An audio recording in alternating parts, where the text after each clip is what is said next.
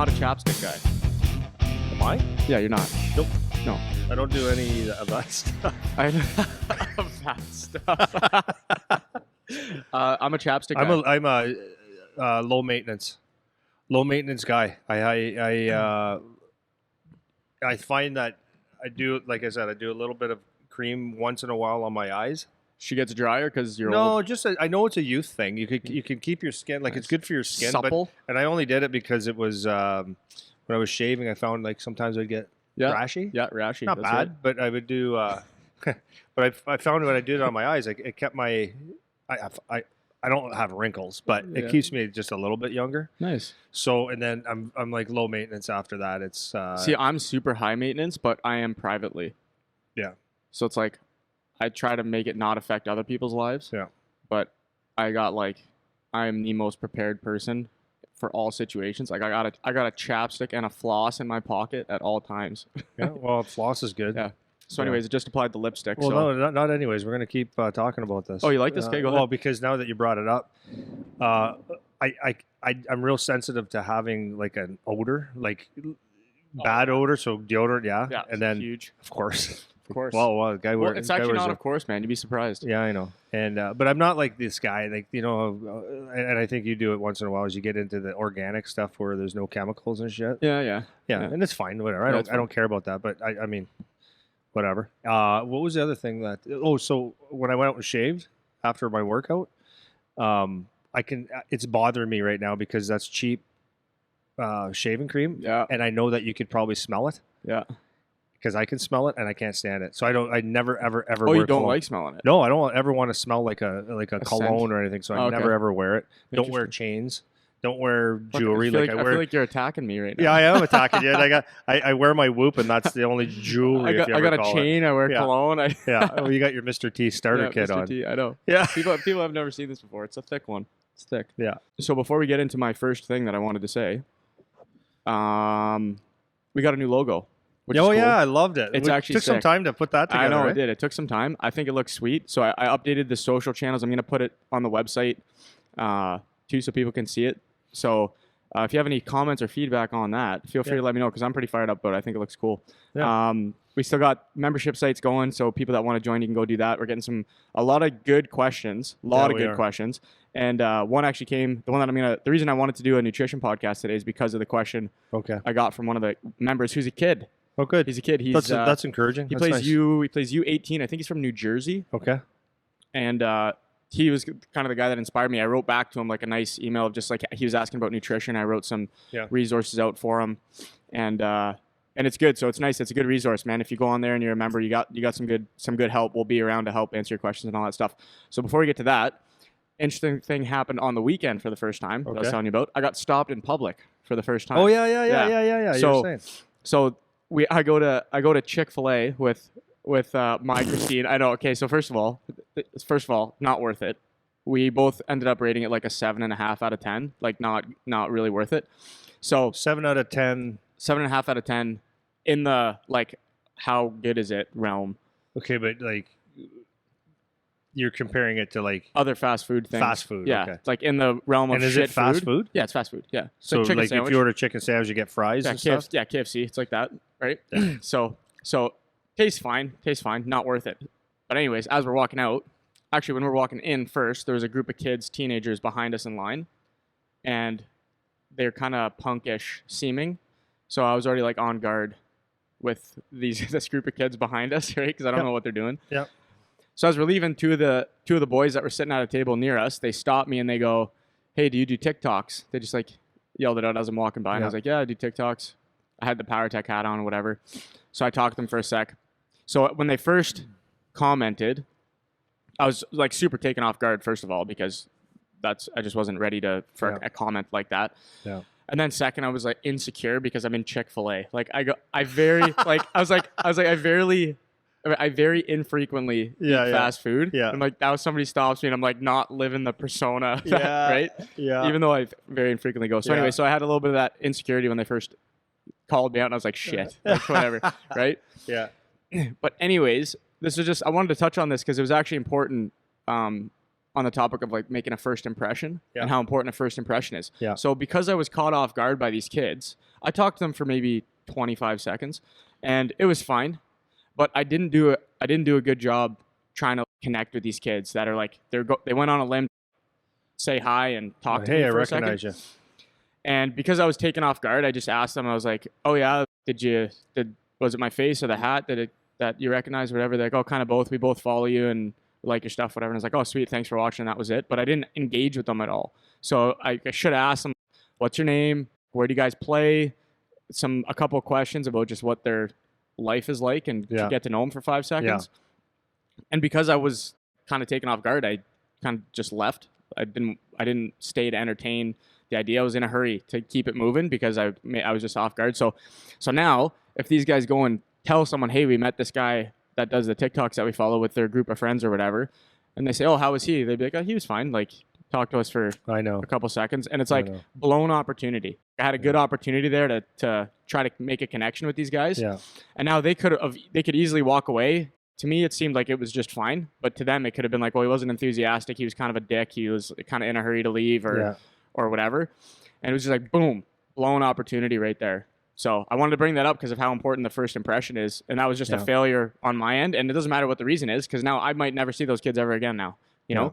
And so if they follow, because I don't know what channels they follow. I don't know if it's the PowerTech one or if it's my personal one with the fitness stuff. But if you're the two guys I saw at Chick-fil-A, and sorry for my behavior, but if you want to reach out, send me a message. I'll talk to you guys. But you can see how, like, it's actually very hard to, because you are who you are, and you're just giving information, and then you put that into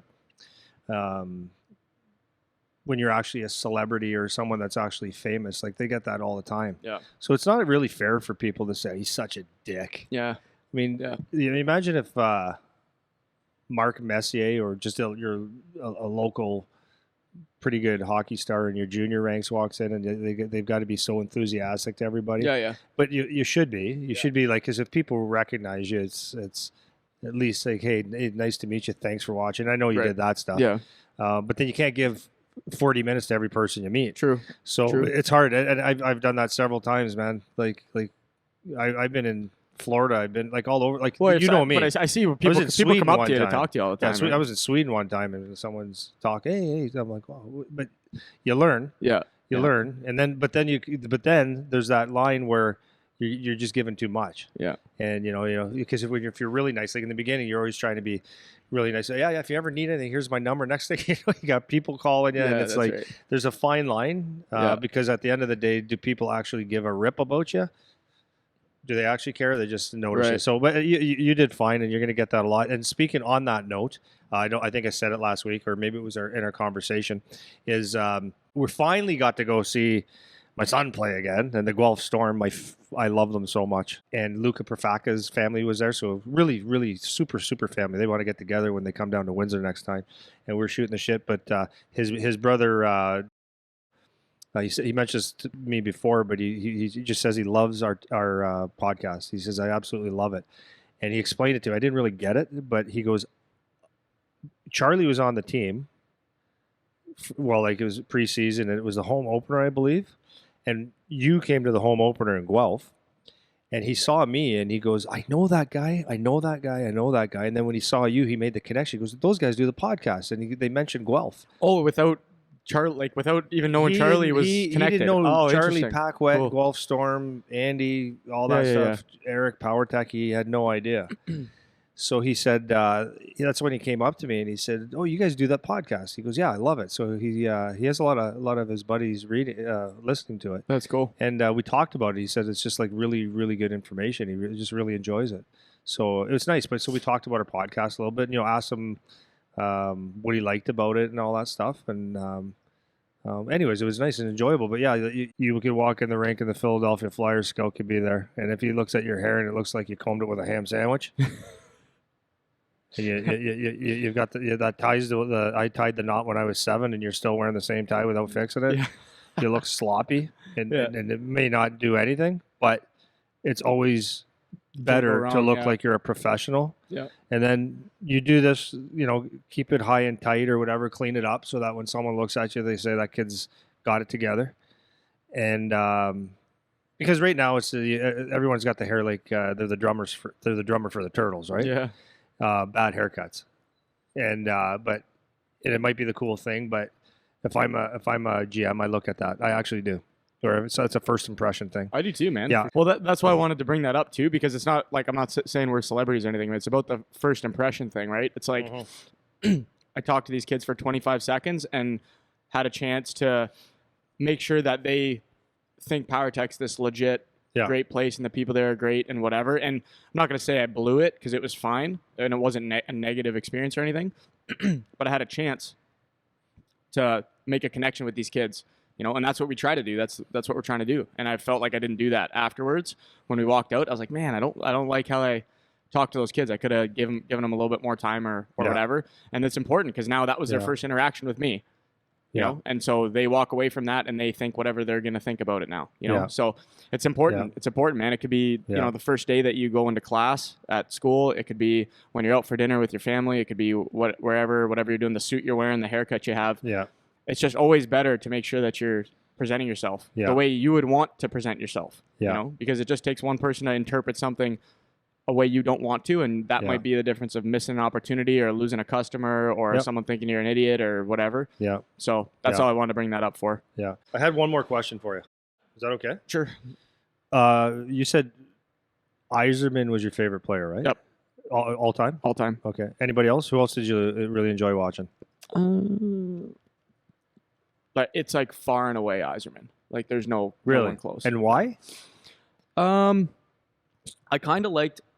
Well, that's a great answer. Yeah, I liked how he played because he's one of the all-time best from an offensive perspective. But I liked his story too.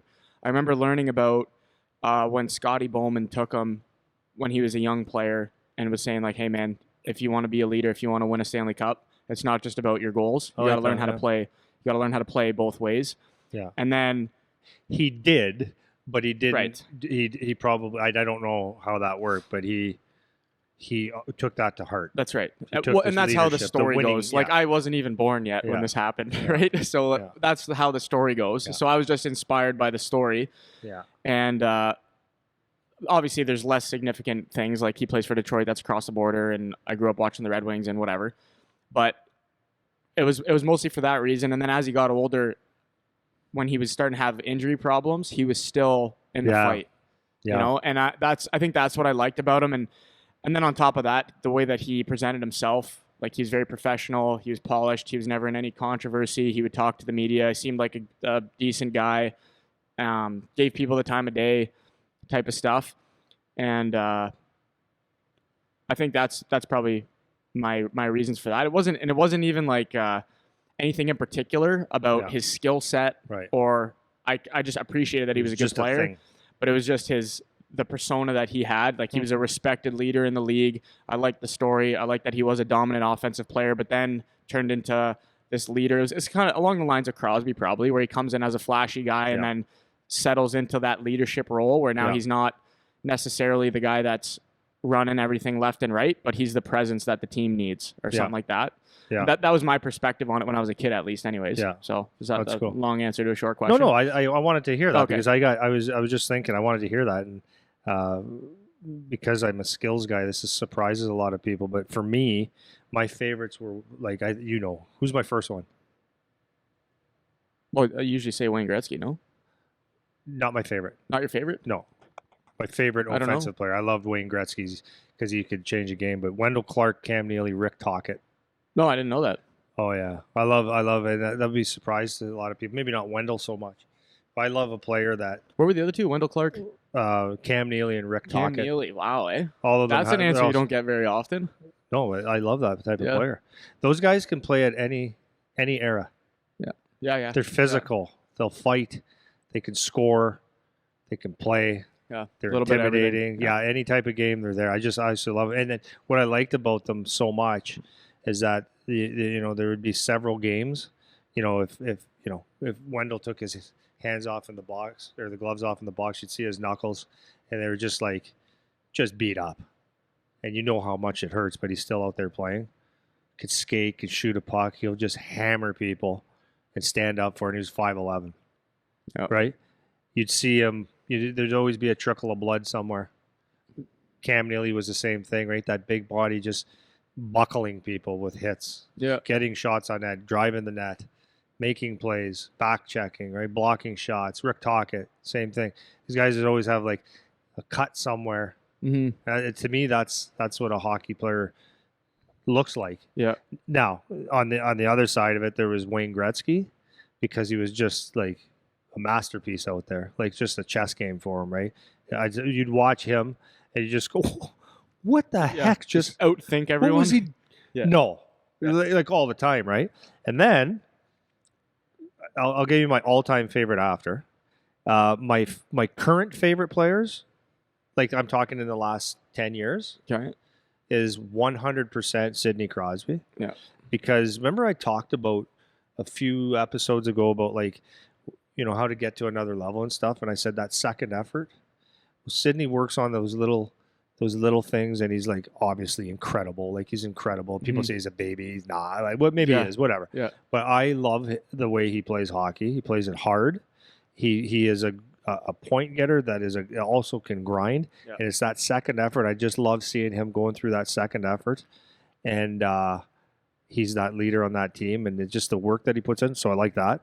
I love Tom Wilson because that's the modern day Cam Neely, Wendell Clark, right? Yep. Runs guys over, stands up for himself, scores goals and all that stuff. So I love that type of a player. My all-time favorite player, you'll never guess if I give you 300 guesses, is Vladimir Krutov from the you know what? USSR. I might have guessed that. Yeah? I might have actually guessed that. You've said that before. Yeah. You've said that to me before. Yeah, Krutov. I love the way he played. Fast, 5'8". He was built like a fire hydrant, but I think he might have been built like a melted wax candle as well. Oh yeah. Like later, like when he came to Vancouver and stuff. But this guy, he had that bad bucket, right? Yeah. Looked like a lunch pail on his head, and bad teeth, but could just play, and he was so skilled, and tough, not like the NHL tough, but it was just that could handle a beating kind of thing. That green line, Russian 5 US that top line, and just could play hard, and they didn't have emotion, right? It didn't seem like they had emotion. It was just like next shift you get hit, they keep going, down 3-0, then they're tied 3-3, like. Yeah, he was. Cool. I loved watching him play. Speed, skill, tough. Yeah, and a bad nose, just an ugly freaking schnoz on him. Well, when I was a kid, I didn't really value. I wasn't taught to value the toughness element of the game.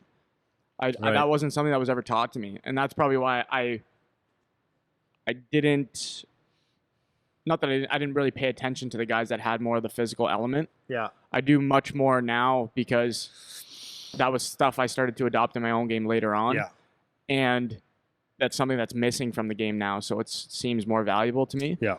But that's why I went more towards a guy like Yzerman, where he was like a point guy, scorer guy, but also a leader and would win the face-off and block the shot and do this kind of stuff. He was tough, by the way. Yeah, and he was tough, but not in the same sense as like different Tom type. Wilson. Yeah. Like it's a different kind of tough. Yeah. But that's why Crosby's now my favorite too. Yeah. Because he reminds me a lot of Steve Yzerman and how he plays. It's like he went from the forward flash, score the big skill goals. He can still do that.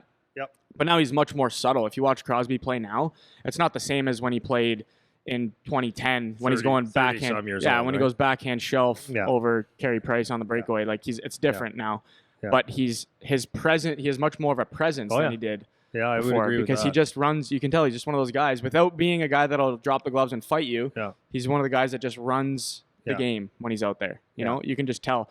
And I actually haven't seen him play, and I haven't seen him play at all yet this year. Yeah, but I watched him a little bit. It's still great. Yeah, it's awesome, man. He's just a leader, man. Yeah. He's just a leader, and it's fun to watch those kind of guys. Yeah. Did you have a reason for bringing that up, or you were just? No, I was just thinking about it this morning. Yeah, cool. I was just thinking about that this morning. Right on. Okay, I'm gonna start doing this now. Yeah. So the reason I wanted to do this was because this kid that he's a member on our site, he's been sending me some messages asking about a bunch of stuff, but his last one was asking about nutrition stuff. His question was asking about what you were talking about one of the past episodes about what nutrition book you were referring to in one of the episodes, and you're actually referring to the precision nutrition course that you took.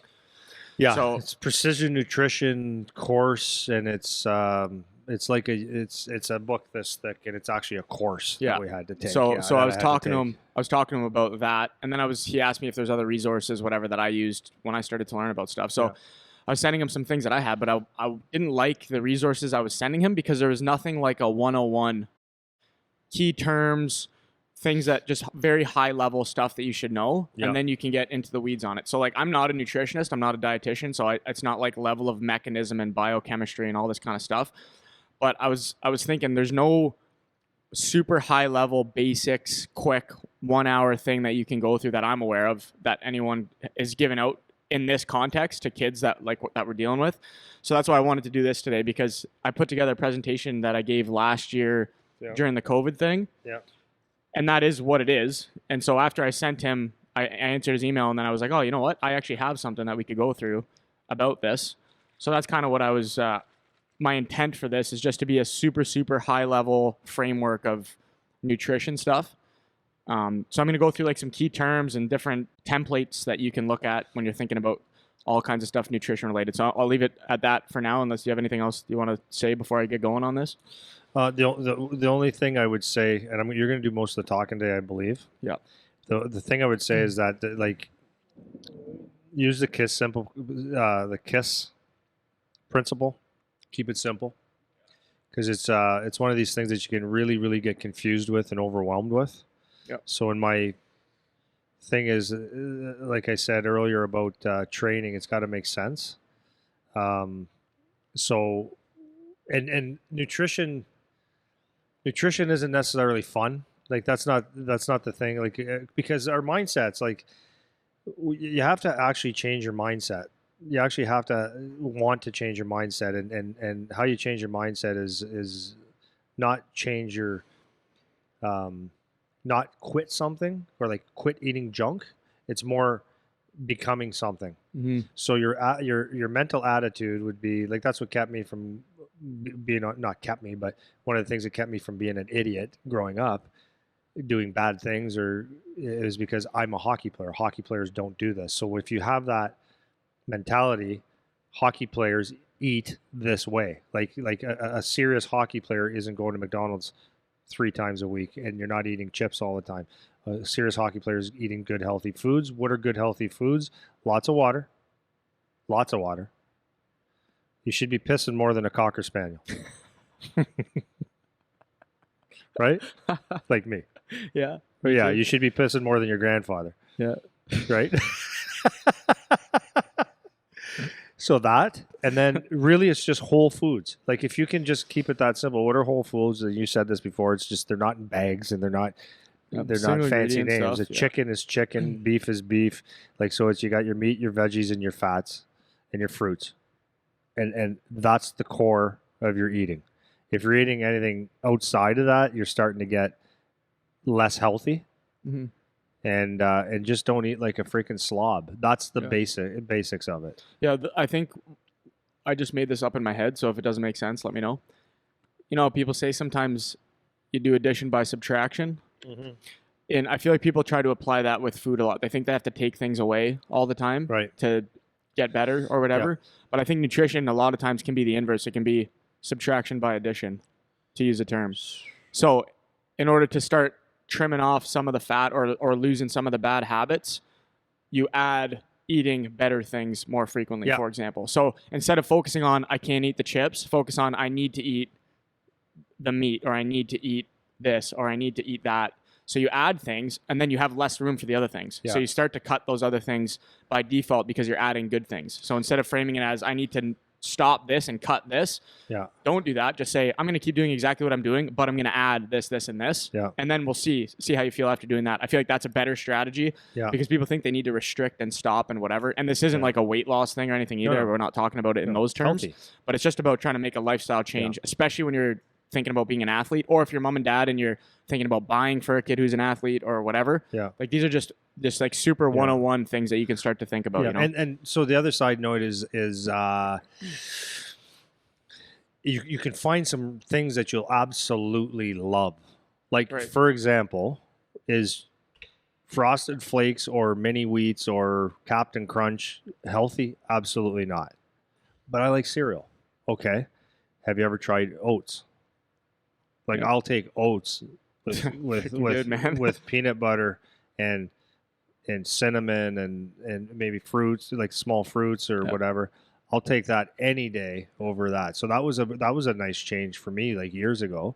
I love it. But I found like I still like to eat oatmeal like maybe once a week, but I do find that it kind of sticks to me too much. Yep. Or I got a little bit of a, I feel a little bit fuller for longer. Bloater. Like it doesn't really necessarily sit. So I pay attention to that. And it's like, well, if you don't like to feel like that, don't eat the stuff. But I enjoy it so much. And it's actually good for me. Yeah. So you were bringing in pears. Yeah. And pears, remember I said I can't stand pears because of their mushy. I find them hard but soft, right? That's dichotomy. Yeah. Hard but soft. And it was like, I don't really enjoy pears. I like some like apples and stuff, but I don't like pears. And then you slice them like in big chunks and put cinnamon on them. Oh, it's deadly. So you should try it. So I took a bite and I'm like, wow. Yeah. Like, that's like dessert. And that's a good, healthy alternative. So like I love finishing a workout and slicing that pear into four and putting cinnamon on it. And I enjoy it. Mm-hmm. So I know that for most of the kids, like, I don't want to eat that shit. You know, one of the guys on Charlie's team, he said, I guess Bree is the athletic trainer and told him that you need to eat your vegetables. And he goes, yeah. She turned around and goes, I'm not eating these things. Yeah. Right? But because he hasn't found like the value in it. That's right. But those vegetables are like that's the meat and potatoes. Yeah. But that's like you need your veggies. Yeah. For fiber, for making you feel full, micronutrients, for all the vitamins, all that stuff. So anyways, there's ways to make nutrition really good and you got to play around with it a bit and then pay attention to how you feel. Go. Yeah. Okay. So at the end, I want to kind of go back to touching on that at the end as like a wrap up too, because but I want to make sure we get through this because I don't know. I have no idea how long this is going to take. Okay. So just to start, just going to do some basic terminology. So what I would like you to do, if you can, is I want you to play mom and dad who knows nothing. Yeah. Or kid who that doesn't make sense. So, so like being honest about it, like if it sounds like it's complicated, right. I'm telling you. Yeah, you tell me so I can try to sharpen it up because I want this to be as like bare bones, simple as possible for people to understand. Yeah. Okay, so stop me, interrupt at any point if I whatever, and then I'll give you some hints to throw your thoughts on it if it's appropriate. Okay, so first one is a calorie. What's a calorie? Right. So. Actually, it's funny because people actually don't know what that means. So when they look at, I don't know what a calorie actually is. A lot of people actually think about it like it's a macronutrient, like it's a protein, carb, fat, calorie. It's like one of those. Oh, so that's not what it is. That's not what it is. So calorie is a unit of measure. Yeah. So that's all it is. So technically speaking, it's how much energy it requires to raise the temperature of water from 0 to 1 degree. Yeah. So you raise temperature of water 1 degree. How much energy does that take? That's what a calorie is. Yeah. So because it's just a measurement, it actually ends up in terms of food, it's how much energy you can pull out of food. Yeah. That's basically what a calorie is. So that's all that means. A macronutrient is food that you require in large amounts. So it would be protein, carb, and a fat. Those are the three macronutrients. So these are things that you need in large quantities to sustain yourself as a human. Yeah. And then micronutrients are things that you need in trace amounts to be healthy. So people say like vitamins and minerals, and nobody knows what that means. But it's like any vitamin, anything that's a vitamin that you can buy. That's what we're talking about. And then you talk about like electrolytes and salts and these types of things. Those would be your micronutrients. So things you need a lot of, macronutrients. Things that you need trace amounts of are micronutrients. Macro is big, micro is small. That's where the terms come from. Yeah. Is that all fine? Yeah, your macros carry your micros. Yeah, so we'll get into that. Your main foods you got to get them in, and so we'll get that. We'll get back to that in a second. So before we get onto that, branching off the calorie piece, people also don't really know what it means to expend energy. So I was just talking about a calorie and how that's how much energy you can get from food. Then throughout the day, you're expending all types of energy doing different things. So we've used this before talking about this in the podcast. It's called basal metabolic rate. Or resting metabolic rate. They're not exactly the same, but close enough for this talk. Yeah. And all that is just how much energy it takes for you to be alive. So if you lay in your bed all day and did nothing, how many calories would you burn just to, people say, keep the lights on, right? Yep. So you're breathing, all your internal body functions that you don't consciously pay attention to. Going. Yeah. All that requires a lot of energy. Yeah. And that's actually the biggest chunk of energy you expend in the day. Yeah. So if you just lay in your bed and do nothing for the whole day, that's going to be the most amount of energy you expend of anything you do that day. Yeah. So that's one. We got 4 different categories. So that's the first one. Second one is from working out, exercise. Yeah. And that's actually a small piece of the pie. So I have some graphics. I'll see if I can overlay them on when I post the podcast. But exercise is a smaller piece of the pie. Yeah. And as an athlete, it depends on the type of exercise you're doing. It's extremely variable, but it could be anywhere from, for a workout, 300 to or less, maybe 250, 200 calories up to 1,000, 750, 800, depending on how intense the workout is, how long it is, that kind of stuff. Yeah, and just to put that in perspective, a 300 calorie, like you never know exactly what it is, right? But a 300 calorie workout for most people, that's a hard workout. 300 calories burning. That's a good run. That's a good hour of moving pretty solid. Like not a lot of rest.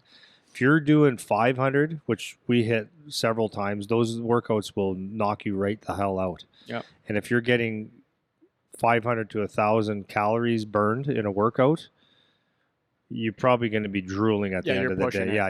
You go to right and your hand will be like this. Yes. And so a lot of the times when you are taking if you think you're eating this much and you go on a treadmill or something like that where it says the calories, that calorie is just based on the machine. It's not your actual calories. Yep. So it's a measurement that you can use for something, but not for your actual calories. Yeah. So what else was I going to say about that? Yeah. So that like burning a ton of calories, it definitely won't be in your workout. That'll be your big one. It was hard for me to understand that. Mm-hmm. Really hard for me to understand that because but I went so hard. But you'll burn way more in your 8-hour sleep. Yeah. Like way more. That's right. Or just walking around all day. Yeah. Anyways. So that's a good point. If you do a brutal weightlifting session where you're taking good rest, like a 2-minute rest between sets, whatever, you'll be lucky if you hit 300. Yeah. Be lucky. Yeah. If you're doing a big time cardio circuit or something, then you'll get up to the 600, 700, 800 in the hour or whatever, but it's not, people think like, if I go to the gym, I'm going to burn all these calories. You're not. Like, that's not the best bang for your buck. And that's why, go ahead. But if you go and lift weights, excuse me, and you put, over time, you put muscle on. Well, this is the nuance, yeah. Yes, muscle now is a metabolic force, which means it takes energy to keep muscle on your body, so it burns calories by having muscle. Whereas if you're going and you're built like a marathon runner because you think like, okay, if I can burn a lot of calories, well then it takes movement to burn calories because you don't have muscle. That's right. So so there's an offset there of lifting, like building some muscle to create that energy, burning all the time, like metabolic force. Yeah. And so that's why weights is just because you didn't burn the calories doesn't mean that you're not going to burn the calories. Well, this is why I'm going to get to this at the end, but this is why it's important. You have to have the goal in mind. Like, what are we trying to do? So in the long run, it's better to go to build some muscle. Yeah. Not to say you don't ever do cardio. You should be doing both, but it's not one to the exclusion of the other. So that's an important thing. Yeah. So next type, there's 4 categories. So we got our basal metabolic rate, exercise energy expenditure. Then we have, it's called NEAT. Yep. Non-exercise activity thermogenesis is the term. So non-exercise activity. So what does that mean? That means just your daily movements. So if you go to school every day and you have to sit in your desk and stand up, walk around, carry your books, these kinds of things, that's stuff that you're not intentionally doing as exercise, but you're just moving throughout the day. Now this piece of the pie can actually be the same amount as your workout.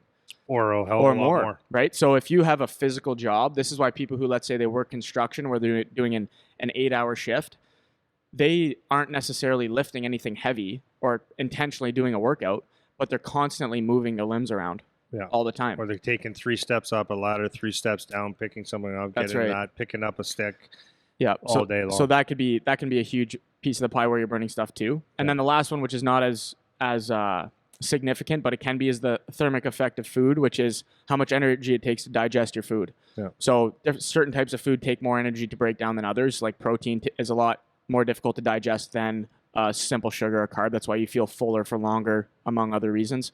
But so those are your 4 categories. So you know what else? Just to go on that, protein takes longer to digest, which is thermogenic, and it keeps you fuller. Fats are the same thing; they keep you fuller. carbohydrates, because of sugar, it goes through your body a lot quicker. Mm-hmm. Okay, so eating food is better for you than, so a lot of people think, well, smoothie. When you drink food, it goes through you. You're not digesting it, so it's actually not. Yeah, it's like already digested for you. And then if you're doing this with carbs, then it's going straight to the blood. Yeah. So you don't want to give yourself a chance to digest. So a lot of people think that, like, this is a green drink. This is just to offset the taste of water sometimes. Yep. And it gives you some health. But this goes like, there's no digestion here. It just goes. Yep. That's right. It feels like nothing. That's why I piss more than a cocker spaniel. Right? Yeah, that's right. So those are your 4 categories. So you got your basal metabolic rate, energy expenditure from exercise, energy expenditure from just moving around during the day, and then thermic effect of food. So those are your 4, that's how you burn calories. Those are your 4 options for burning calories. The key on that is if you're trying to, let's say, lean out, let's say you're a hockey player that's a bit overweight and you need to cut down some pounds and you think you're just going to do it through your workouts, it's almost certainly not going to happen. You have to have those other categories set up. Your basal metabolic rate is a lot of the time predetermined based on your height, your weight, that type of stuff. That's more of a genetic thing than anything. You can change it, but it's difficult to do that. But exercise and non-exercise, those are your 2 big bangers. So if you could even dial the intensity back on your workout and just make sure you're moving around a little bit more during the day, and that would make a bigger difference than blowing yourself up in a workout and then laying on the couch all day. So it's important to keep, those are your categories that you have to work with when you're trying to either gain weight or lose weight. Those are the things that you're trying to keep in mind, especially for performance. So I want to get into macronutrients now. So first one, everyone always talks about, obviously, protein. Yeah. Big thing. Now, you know what, though? I got to say this to you. I didn't understand it. Which part? Protein. Oh yeah. Carbs. Yeah. I thought it was food. See, this is where this is where it gets really confusing, right? Like, I had an uncle that was pretty athletic, and he said he used to make peanut butter and honey sandwiches. He'd come to our house and just make them and just eat them like crazy. Because in spaghetti, he would say the same thing. He goes, "You eat this stuff, it sticks to you, man. It sticks to you. It gets you." Well, it doesn't. It doesn't. It sticks to you, all right. It makes you fat. Yeah. But we never went through our house. I didn't know what I didn't know what protein was. I didn't know. Mm-hmm. We ate what we ate, and we didn't have quality food at the house because we didn't have a lot of money. So oblivious. So as I played hockey, I didn't even know that a steak was good for me. I didn't know. Right. And you might say, well, what are you, like, you need a helmet when you live? But no, I didn't know. Right. And I know there's a lot of people that don't know that. So to understand, like, protein is your number one. The reason it's actually protein means number one source. That's what protein means. Like the word protein. Mm-hmm. Right? I don't know. Yeah, that's what it means. It's number one. It's your number one source. It's the building blocks of life. So if it's the building blocks of life, that's actually kind of common sense. Right? You should eat a lot of that. Yep. Right? But protein is what builds your muscle. Right? It builds your everything. Builds everything, yeah. Builds everything. Amino acids is energy. It gives you your energy and all that shit too. Yeah. So I didn't know this until, same like you. I didn't start learning about this till I was like 20. Yeah. Till I started reading. Yeah. And going, same. Oh, exactly. I shouldn't have had spaghetti. Yeah. And 20 times a week. And it's not very difficult to understand. So like we're under the category of macronutrients now. So I said at the start, macronutrients. You got your 3 big ones: protein, carbs, fats. So protein, I'm going to start because that's probably the most significant one that we're going to talk about here. So macronutrients are the 3 big categories. You need a lot of it to sustain yourself. And then remember, the micronutrients are layered underneath that. So within your protein, carb, and fat sources, you'll get your micronutrients layered in there, right? Yeah. So as you just said, proteins for building muscle. So it doesn't matter what they're composed of, but they're composed of amino acids. Amino acids are the building blocks of protein. Proteins are the building blocks of everything else for the most part. And most commonly going to be found in animal products. That's where you're going to get protein. That doesn't mean you can't get it from a plant product. Beans. You can. Yeah. Beans. Peas actually is probably my favorite one. Yeah. But most meat or animal sources are going to have high levels of protein. Yeah. So, eggs. Yeah. No, eggs, so protein. One of the things that Charles Poliquin I got from him is that if protein used to have eyes, or became from something that used to have a set of eyeballs. That's good. Or used to run, or used to swim, or used to fly. Yep. Yeah, that's a good rule of thumb. So donuts don't fly. That's right. They don't run, fly. or have eyes. But like you said, it's the most important thing for everything, basically. So just a couple quick little stats on protein that you can keep in mind. So 1 gram of protein is 4 calories. So for every 1 gram of protein that you eat, you're going to get 4 calories out of that. So the amount of energy that you're going to liberate from the protein is equivalent to 4 calories. So 4 measurements of energy is 1 gram of protein. So like you said, common sources, if you go with if it could fly, if it could run, if it could swim, that's a good rule of thumb. So any kind of beef, fish, seafood, eggs, nuts and seeds sometimes, Greek yogurt, yeah, cottage cheese, yeah, any kind of cheese really that comes from an animal. And then there's like whey protein powders also from animals. All this stuff is from animals, right? So keep that in mind. For training purposes and just for life in general, what should be recommended, and I think the actual recommendations, if you look on like whatever medical website you want, I think it under recommends what you should be having for protein. But you should be somewhere between 0.8 to 1.5 grams per pound of body weight. So what I tell people, just to keep it simple, is a gram per pound. So if you're 200 pounds, you should be having around 200 grams of protein every day. Yeah. That's kind of what your measuring stick is. So that's a simple way to do that. So if you're thinking, holy crap, how much is 200 grams of protein? That means you don't eat enough protein.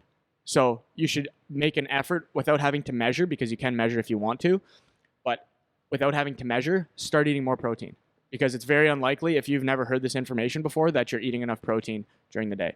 So make sure that you're trying to hit that 1 gram per pound. If you're training, if you're trying to grow, then there's some like argument about you should have more than 1 gram or whatever, but that's not that.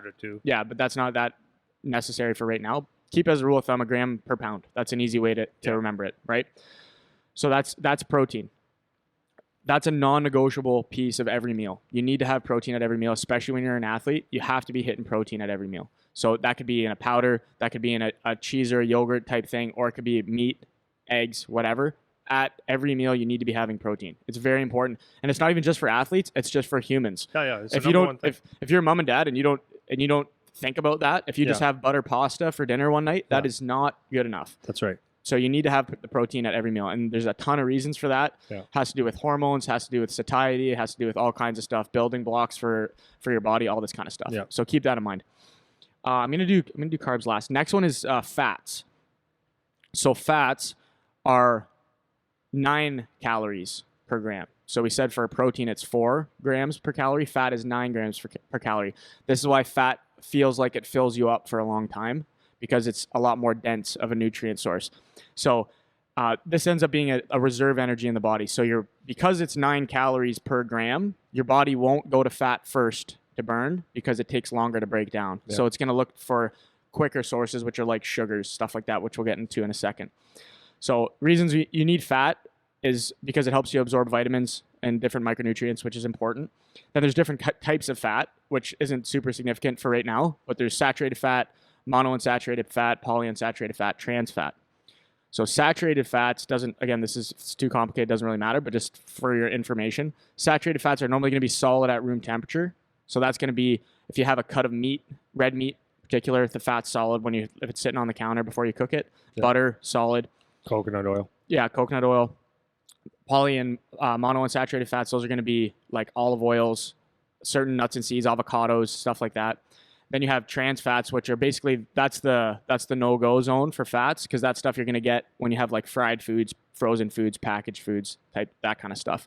So that should be pretty basic for fat. I don't know if that makes sense. Yeah, but so when you say dumb it down, it's just, there's a lot of big words. Yeah. So like if we were to dumb it down, would it be safe to say that your healthy fats that you could not necessarily worry too much about would be in your meat? Yeah, meat. Would be in your oils. Yep. Not vegetable oil. It's like your olive oils, your avocados, but like good oils. Yeah, good oils. Yeah, and some nuts, and like coconut oil. Yep. Those are your good fats. You get them in some cheese. Yep. Oils, nuts. I would say oils, nuts, seeds, meat. Yeah. So animal products. Yeah. So to keep it simple, to go back, you've got your protein comes from most meats. You get it from other places, but meats are, hockey players, we eat meat. Yep. The second source is fats. So there's some of the fats are going to be in your meat, but you don't be afraid to cook with olive oil, butter, and have some nuts. Not crazy, but have some, and it's going to be healthy. Yep. And so the important thing with that is that this is why when we talk about whole foods, this is why it's so important, because like you said, the packaged foods that you get, cookies, frozen pizza shit. Yeah, cheese that isn't cheese, all this stuff. Look at trans fats, And that's the stuff that kills you. That's the stuff that's not actually food. So that's the stuff that's why it's so important to stay away from those packaged things. Right. Yeah, and the other thing too is we'll touch on this again later. It's not about being perfect and you can never eat a pizza. It's okay. No. But this is just we're trying to give you a framework that you start as a base, and then if you eat most of the time, and then if you choose to have something that isn't optimal, like it's okay, man. But if your base isn't good, if you don't have a good foundation, then those things start to become a problem. So for the fats, it slows your digestion down because again, it's a more dense source of nutrients. Again, 9 calories for 1 gram. And it's essential for like hormone production, cell growth, all these types of body functions that you have, hair, like all this kind of skin, all this kind of stuff, right? So the 2 macronutrients that are actually essential are fats and protein. You have to have that. You cannot skip out on those or your body's going to feel the effects. It might not be today, might not be tomorrow, but down the line over time, you're going to be in a worse position than you would be if you keep those things in your diet.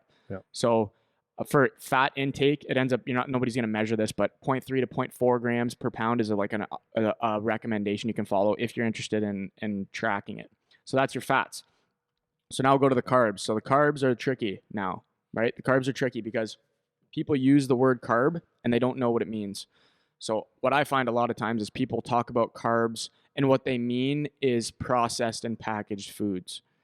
That's what they mean when they say carbs, but they don't know what they're saying. So, and several times it's a negative term. That's right. And it's not. And especially as athletes, especially, and as humans in general, because our body runs mainly off of glucose, which is a sugar, which comes from carbohydrates. That's what our body is run on.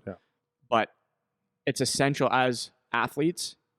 Carbs are what fuel your performance. This documented research, if you want to perform optimally when we're talking about like high intensity bouts of work, which is what most sports are, you need to have that as a source of fuel. So you shouldn't be trying to leave out carbs because your mom said so or because you heard it on a diet show or whatever, right? So carbs are not the enemy.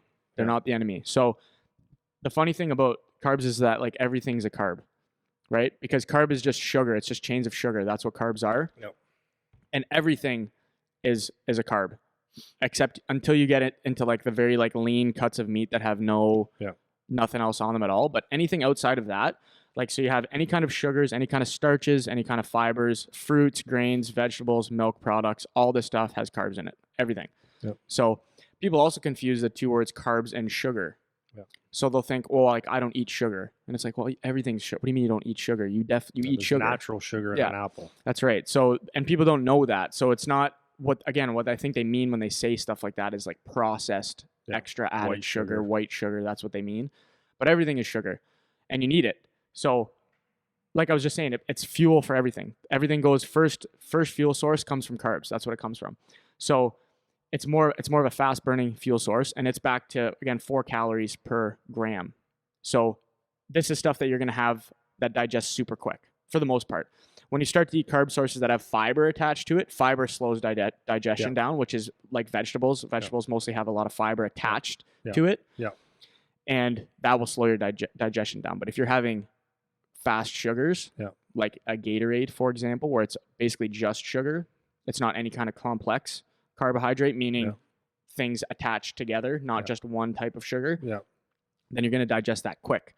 And this is why when you're playing a game, that's what's recommended. You take things that digest quick so it's not sitting in your stomach, right? But there's different kinds. So if you eat a potato, for example, that has a lot of fiber attached to it, that's going to digest a lot slower. It's going to make you feel like you're full versus you have a liquid Gatorade that zips through your stomach like that because it's already digested for you. It's coming in as a liquid. It's just sugar. There's nothing else attached to it and you absorb it fast, right? There's no digestion that it takes to get rid of that. So that's the carbohydrate thing. You need to make sure that you have adequate carbs especially as an athlete, when you're training, you need to make sure that you have enough carbs to fuel what you're doing. Now, where it starts to get tricky is that as athletes, especially because we're constantly stressed and tired, it's very easy to overeat carbs. So when they give you the pregame meal and it's a all-you-can-eat pasta dish, if you are pounding 2 plates of pasta 4 hours before your game, you're going to want to take a nap and then you're done. You're not going to be able to perform after that. So the carbs are tricky. People think you need to like carb load before you go into your game and stuff, and you don't have to do that. If you're eating balanced in the days leading up to it, then you have enough carbs. You're going to be okay. So that's all I got on the carbs. You got anything to add on that? No, I think we're good. It's just add that to your meals for sure. Cool. Protein first. So those are your basic three, your macronutrients: protein, fat, carbs. So when it comes to like how to build your diet now, I'm not going to go into micronutrients because there's too many. It'll take too long. Yeah. What you want to do is, like we were saying at the start, you have think of like having a pyramid. At the bottom, you have your fundamental nutrition principles that you follow. So these are things that are going to be as close to whole foods as much as you can when you're building your diet. So like we said, if you're talking about protein, it's going to be meat, eggs, fish, all that kind of stuff. That's your protein sources. Your fat sources are going to be nuts, seeds, oils, that kind of stuff. And then when you go to carbohydrates, you're still trying to keep whole food type stuff, right? Whether you're going like potatoes, different types of rice, you can use quinoa. These are things you can use as carbs. And then don't forget that vegetables are also carbs. Yes. So you need to make sure that you have that included when you're eating your meal. So I'm going to get into that in a second. So that's your base. So that's just good for general health, to make sure you have good body composition, and it supports your immune system and your body functions and all that kind of stuff. So that's really important. Again, if you add stuff in after that, if you want to go to McDonald's on a Friday, it's okay, man. But is it optimal? No. Is it okay to have it? Yeah, it's fine. You're going to be okay. After that, we talk about the next layer up is your performance nutrition. So this is how you're eating around when you need to perform. So this would be going into your games, going into your practices, going into your workouts. So there's certain things that you should do when you're going into a training mindset that are kind of leveled up from that base layer of stuff. So we'll talk about that in a second. You want things that are going to fuel your training, but also promote recovery, build strength and power, muscle, all that kind of stuff. Then on top of that is your supplemental things. So these are things that you'll take that are maybe individual to you, or supplements in general that you might use.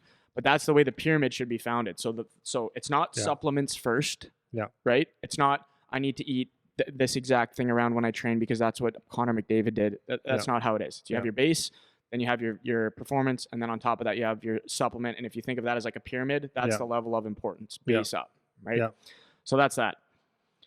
So as an athlete, and just a human in general, but as an athlete in particular, you need to make sure you eat enough, which is a difficult thing for kids to do a lot. I came from the Italian family, so that wasn't ever an issue for me. But a lot of kids have trouble eating, and they forget to eat, or they don't prioritize eating. Or they're lazy. Yeah, because mom didn't make it. That's right. Which understandable. Yeah, it's understandable, but you have to start to take ownership of your own diet if you're going to be an athlete, right? So you need to make sure you're eating enough calories. Yeah. That's number one, especially when you're playing a really high demand sport like hockey. In a game, you could, depending how many minutes you're playing, you could burn anywhere from 1,000 to 2,000 calories in a game, which is a ton. That's like double what you would burn in a day normally, right? So it's hard to eat that much food, especially if you're trying to have a relatively clean diet, but it has to be a priority for you, right? Yeah. Another thing is, like I was talking about with the carbs, is make sure you're eating enough carbs to meet the demand of your energy requirements. So if you're doing nothing in a day, do you need a lot of carbs? No. If you're going to be doing a ton of work in a day, more carbs are appropriate because you know you're going to be burning a lot more. You need that fuel, right? Adequate protein, like we said, 1 gram per pound. Try to eat things that are high in micronutrients, vitamins and minerals, like we talked about. So these are going to be, again, things that are coming from whole food sources. Those are things that are going to give you the most bang for your buck with what you're eating. And then the last thing, like you touched on at the start, is you have to make sure you're drinking water, man. You got to be drinking a ton of water. Hydration is so key. If you're not, first of all, if you're not hydrated, you're not going to be able to perform in general. But the water also helps keep things flowing through your body, man. It's like movement. Movement helps to keep things flow. Water helps to keep things flow. You don't want your internals to stagnate when you're not, because you're not hydrated. Yeah. So that's all I would say for kind of quick takeaways. Make sure you have enough calories to meet the demand. If you're someone who doesn't track calories, that's okay. You probably need to eat more than you're eating. So if you know you're going to have a heavy training day, eat a little bit more at each of your meals that day in the carb department. Yeah. Assuming your protein and fat should stay about fixed anyways, that's what you should be doing. Yeah. Hydration, we talked about. Whole food source, we talked about. And then the last thing I'm going to say is, this was one that I just kind of got turned on to in the last couple years, is paying attention to your digestion. Is how are you digesting the foods that you're eating? Yeah. Because nutrition is tricky and everyone is so individual. Yeah. How are you digesting the foods that you're eating? Especially when it comes to things like vegetables. A lot of people digest vegetables differently. If you have certain vegetables might be great for you, certain might not. Yeah. So pay attention to when you're going to the bathroom, how's that happening for you? How's that looking? Yeah, how's that looking? Is it okay or is it a mess? If you're really gassy, if you can shit through a screen door, that's not good. You might want to take a look at your diet. Yeah. So there's that. If you're gassy, if you're burping, if you feel that acid reflux type thing, pay attention to what you're eating, because these are things that could indicate that you're not eating what you should be. Yeah. So that's what I got on just the quick takeaways. I wanted to give one example of an actual person and what they might consume in terms of calories, just to give people an idea. So I actually ran through this last summer with the guys when they were in here. I think I was talking with Seabass and Charlie about it. So I just have a framework here that people can look at. So I took a general example of a male who's 15 years old and like 160 pounds, about 5'10", and I'm just going to run through what their calories might look like in a day if they're training versus if they're not training. So we talked about how do you calculate your total calories. So those 4 categories we talked about before: your basal metabolic rate, exercise, just moving around during the day, and then your food that you're eating. Those are the 4 things that are going to determine how many calories you burn. So what I did was I literally went online and went to a calorie calculator, a BMR calculator, basal metabolic rate, and I typed in what I have as data for this person: 15 years old, 160, 5'10", and the BMR for that person would be somewhere 1,800 to 2,000 calories in that day. Okay. If they just did nothing. Yep. Could be more, could be less. It's not, the accuracy is not important. It's about getting a baseline. So let's say it's 2,000 calories. For their exercise, if you're a hockey player, you could be burning anywhere from, let's say, 500 in a workout to 2,000, 2,500 if you have a game and you're playing a ton. Yep. Right? Which is huge. That's a huge chunk of the pie now. Yep. So if you're an athlete, it's a little bit different, because now your exercise actually can make up a bigger portion of the pie. It's huge. If you're playing a ton in your game. If you're a 4th line guy that plays 10 minutes, then you are not going to be as much. But if you're the defenseman that plays 32 minutes a game, that's a lot. Yeah. Right? So that's that. For their exercise. For their NEAT, just moving around outside of that, somewhere 250 to 500, the same as maybe a standard workout. And then thermic effect of food, obviously very variable, but let's say an extra 100, 200 calories, depending on what you're eating. So their average expenditure, if let's say they burn 1,000 calories from their hockey game or practice or whatever, you're looking between around 3,500 calories in a day is what this person's going to burn. Yep. So 3,500 calories is a lot. Ton of food. If you're eating clean food. Yeah. If you're eating ice cream and shit, 3,500 calories will go like that. Yeah. But if you're eating good food, it's a lot of food, man. Yeah. It's a lot of meat. Yeah. It's a lot of veggies. It's a lot of starchy carbs. You know? So if you're somebody that isn't tuned into eating the proper way, where you're focusing on having a relatively clean diet most of the time, then it's important that my advice would be to get on an eating schedule for yourself. So you know at certain times you need to eat, because this will start to condition your body to want the food at certain times, because it's a lot of food. So if you get up, like sometimes we have guys come in for the work and they'll be like, oh, I couldn't eat breakfast today. Like I got up too late. It's like, happens, but now you're behind trying to keep up with the demand that you need for that day. So if you have a game tomorrow and then today you only eat 2,000 calories because you didn't eat breakfast, now you're not equipped to go into your game tomorrow as optimally as you could be. Yeah. So that would be my biggest recommendation for kids that are starting to get into this type of stuff, like trying to get a diet set for themselves, is you need to get yourself on a schedule where you're eating at certain times, and it's a non-negotiable. It's a non-negotiable. And I know like some kids have school, whatever. Make sure you're prepared. Ask your parents to help prepare you. Make sure you have enough to eat when you're at school in particular, because that's a long stretch to not have any food. Yeah. If you go to school, if you eat breakfast and then go to school and don't eat anything all day, or you have a power bar, a protein bar or whatever, it's not enough food. No, it's not enough. So it's a big window. Not when you're active. No, not when you're active. So especially if you're doing it around training, around games and that kind of stuff, it has to be a priority. Has to. And it's good to get into the habit when you're young to do it. So to maintain for this guy, let's say it's 3,500 calories, or I have 3,300 here. Let's say it's 3,300 for the day on an average, just as an average. To maintain your weight, you have to at least consume as many calories as you're burning. Yeah. So if you're burning 3,300 in a day, you have to eat at least 3,300 or you're going to start to lose weight, which is not what you want when you're trying to perform, right? So in terms of protein, if we're following that 1 gram per pound that we're talking about, this kid's got to eat 160 grams of protein in a day. Yeah. For fats, if we do that 0.3... What would 160 grams of protein look like? Great question.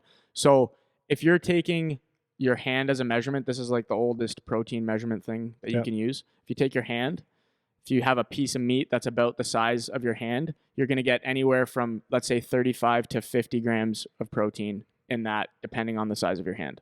So you're going with 4 hands a day. You need 4 hands of protein. 4 palms of your hand a day. That's right. Now, if you're somebody that uses protein powders or something, a scoop of protein powder will be anywhere from 20 to 30 grams. So you can take that for what you want. So if you want a baseline level of what you should be eating, it'll be 4 hands of animal product or 3 hands and 2 scoops of protein powder. That's a good measuring stick for your protein for the day. So that would be, if you're about 160 pounds, that's what that would be. If you're more, it's more. If you're less, it'd be a little bit less. For fats, if you're doing the 0.3 to 0.4 thing per gram, then there'll be about 56 grams, 55, 56. I did this exact, obviously. But in terms of measuring your fats, there's no real like rule of thumb measurement. I would just say make sure that you're getting some fat in at every meal, and you're going to end up hitting what you need to hit, because it's not a ton. It's not a ton of fat. Fat is very dense, so it doesn't take a lot. So where you could, like, if you take like basically in the nutrition course I took, that's a measurement of fat for every meal. A thumb? Yeah, basically a thumb worth of fat. So that's like what, a teaspoon of oil, a couple teaspoons. Yeah, maybe a tablespoon. Yeah, tablespoon of oil. Yeah, it's a chunk of cheese. Yeah, handful of nuts. Yeah, not many nuts. Yeah, a couple nuts. So it's easy to overdo if you like. If you want to use that oil and vinegar type of dressing, if you put a lot more oil, that adds up in your calories. Yeah, not gonna be the end of the world. No, just something to be aware of. Just something to be aware of. Yeah, for sure. So you just want to add a little bit of fat to your meals. Mm-hmm. And then carbs, this would be, you're filling in the rest. So if your protein is about fixed, your fat is about fixed, which it should be. So if you do the hand rule and then the thumb rule you just pointed out for your protein and fat, that should be the same every day. You don't need to vary that at all. It should be about the same. Yep. Your carbs are going to vary though, depending on how you train. So if this person is eating 3,300 calories in a day, that's 530 grams of carbs to fill in the rest. That is a ton of food. So me, as myself right now, I'm under 200 pounds, just under, and I eat about 250 grams of carbs in a day. And I eat a lot of food. It's a lot. So if you're doing intense training like this, you need to eat a lot of this stuff. And this is why it's really important to make sure it's as clean as it can be, because it's so much. If you're eating processed or more dense sources coming from shitty places, you have to eat a lot of it. This is stuff that can mess with your digestion. It can mess with how you're feeling that day, because your hormones could be off because of whatever else is in your foods. So these are things that can affect you. Not that it's not that it's the end of the world if you have a slice of pizza. That's not what I'm saying. I'm saying when you're eating that much of something, it's hard to get all that from clean sources. So it's hard. It's something that you need to pay attention to. So it's a lot of veggies. It's a lot of veggies. It's a lot of rice. And this is why for athletes, it's more acceptable to introduce those processed type foods, because it is so difficult to get the calories in that you need, right? Yeah. So if you're going to have Gatorades, if you're going to have liquid meals, if you're going to have shakes where you add a whole bunch of crap to make up for the calories, that's why athletes do that, because it's really difficult to get a lot of food in. That much food is a ton to eat. Yeah. So we're not saying you can never do it, but just try to be as smart as you can with the choices that you're making, right? Yeah. If you're going to go for dense sources of calories, then just make sure, try to keep it as clean as you can, as much as you can. And if you find you're still losing it, then you have a little more wiggle room where you can introduce some stuff that maybe isn't optimal in terms of health benefits, but it is in terms of you needing to get the calories in, so that's where you draw the line on that. So there's a couple things that you can keep in mind if you're trying to grow, which a lot of the guys that are trying to do around the teenage years are trying to get bigger and stronger. Then you need to be in a calorie surplus, meaning eating more than you're burning. So the example I just gave you is if you're eating the same amount. If you eat the same amount that you need just to maintain your weight, that was the example I just gave. If you're trying to get bigger, trying to put on muscle, trying to put on size, then you need to eat more than you're burning. Otherwise, you're not going to get bigger. So that's one thing. If you're trying to lose, then you want to be opposite. You want to eat a little bit less than you're burning. So let's say if this person's eating 3,300 for maintenance, let's say 3,000 as a deficit, let's say 3,600 for a surplus. So you're plus or minus 300 to 500 depending on what your goal is. So it's very easy if you're not tracking this stuff to overdo it and underdo it. Yeah. So for me, I always would say that it's good to try to track at least for a couple weeks, just so you can see actually how much you're eating. it's a beneficial thing to do. Then you don't have to keep tracking all the time, but at least you'll now have a ballpark idea of how much you're eating or how much you need to eat. Well, I think what's good about that too is that if you track and it actually is a very good idea, because you could be shocked. Like, what's the one that we use? My Fitness Tracker? MyFitnessPal. MyFitnessPal. So with this one here, it's like you could think, okay, like you take everything, right? Like things add up or things don't add up, right? So like if you have, let's just say you have a Coke. I have no idea what a pop or a soda. 210 calories. 210 calories. So if you have a couple a day, and you don't realize what that's worth, right? You're just drinking Cokes because it tastes good, right? Yep. Or you're just drinking water. That's a big difference. It's 500 calories, almost 500 calories. So when you track, what's good is that you can be surprised and go, oh, wow, like I'm eating way too much this carbohydrate thing. I love my spaghetti. I'm an Italian kid, right? Yeah. I love my spaghetti. I got to dial this back a little bit. And this is a hard thing to do because this is who you are, right? But now you're aware. Or you're someone that said, no, I'm not really that hungry. But then you look at your fitness tracker, your nutrient tracker for the first day, and you go, like, I will never gain a weight because I'm way, way under. So I have to pick it up. So what happens if you start tweaking that over the week or two, then all of a sudden you have an idea because you get, like you said, you get in the habit. Now you have an idea that, okay, so basically what I have to do is I have to get up and I have to suck a water back, and I have to have, eggs and oatmeal for breakfast to give me my X amount of calories. And I've got you get a pattern of what you have to eat in a day. So now you don't necessarily have to have the fitness tracker. Now like every 3 hours I have to get this, like a bowl of food that looks like this. Yep, exactly. And then it becomes like you don't have to think about it as much. It can be a pain in the ass at first, yes. But once you create a base knowledge of what it should look like, then you just know. That's right. Then you just know. Yeah. And the other thing on that, so the app you're talking about, MyFitnessPal, that's a really good tool. Like it's free. You can go on and track. It has everything on it. And you can look up how to use it. It's very simple to use. Yeah. But it's really beneficial to use that. Well, the thing is and then you might find something that you actually like, right? Yeah. Like maybe it's the pear with cinnamon. That's right. Or it's or you find some kind of a protein that you enjoy. Eggs. Let's say it's eggs, and it's easy and it's cheap. Mm-hmm. So that's my go-to. Is I like to fire off a whole pile of eggs at the beginning of the week, or make a whole bunch of eggs. And it's like it's easy to eat. I don't find I get full on them, and it's good quality protein and good quality fat. Yep. So if you find something you like, oh, okay, I can fire this in here, and it's makes life easier. That's right. And the other part too is if you do track for a period of time, then you'll be able to fill in some gaps if you're missing something. So if you're tracking, let's say you do it for 2 weeks and you notice, holy crap, I'm under eating. Well, I could eat more at breakfast. I know I got more room in there to eat. Yeah. I'm just kind of going quick because I have to go to school or whatever. Yeah. Now it's like I can't really eat more at dinner. Like I feel like I'm so full I can't eat anymore. It's like, well, you have room at breakfast then. So put some more in at breakfast, and that'll help fill in some gaps. Yeah. On the flip side, if you find you're eating too much, then you can look at, okay, I find at dinner I'm literally eating until I'm at the brink, but I want to eat that much when I'm at dinner. So maybe we lighten up on breakfast a little bit. Yeah. Right. Yeah. So you can start to plug in where you're eating what amount of food. Yeah. And then you can make that work for yourself over the time. Tracker is good because like I said, it might be the pear. You need more carbs. I could have 2 pears instead of 1. Exactly. Right. It's easy to tweak when you have an idea. And I enjoy it. That's right. Right. So it's kind of good. So then I have a nice graphic here. I'm going to try to show it when I post the podcast. But basically what ends up happening, depending on how you're training that day, you'll have your plate is going to look a certain way. So as we just talked about in that last example, your protein and your fat are going to basically stay the same. Yep. Your carbs are going to be different. So if you're not really training that day, then instead of having a huge chunk of rice, pasta, potato, whatever it is, you're going to cut off some of that and then add more veggies in on the side. So it's not as calorie dense of a source. So you're not going to be overeating as much. You're still getting your carbs in. We're not saying you don't eat carbs. That's not what we're saying. But you're going to change the ratio a little bit. If it's a moderate training day, now you're going to add a little bit more starchy carbs in there, right? So that'll be your potatoes, pastas, quinoas, rices, whatever.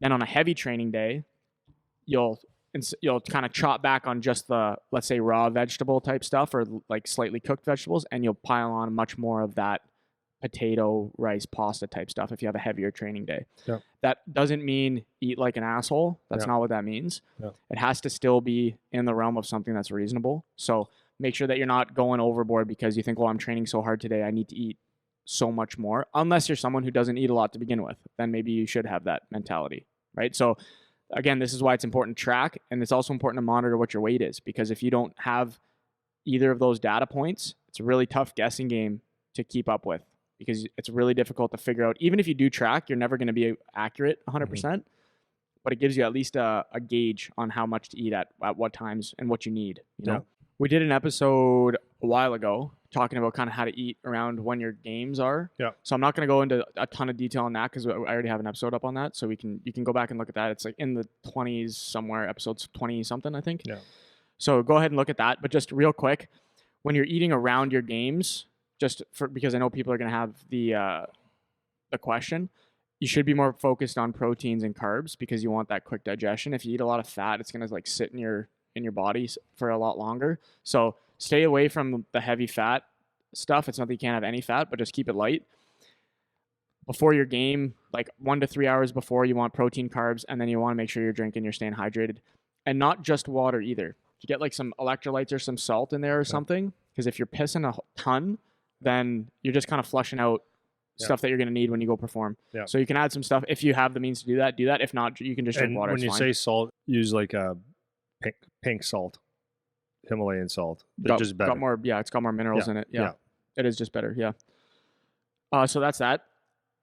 Post game, like 30 to 90 minutes after your game, that's another time for like protein, carbs. So keep it light on the fat again, because you want to replenish the damage you just did. So when you're having in terms of your pregame meal, when you have your big meal, I was always told 3 hours before the game to do that. Reflecting back on my career, that was too close.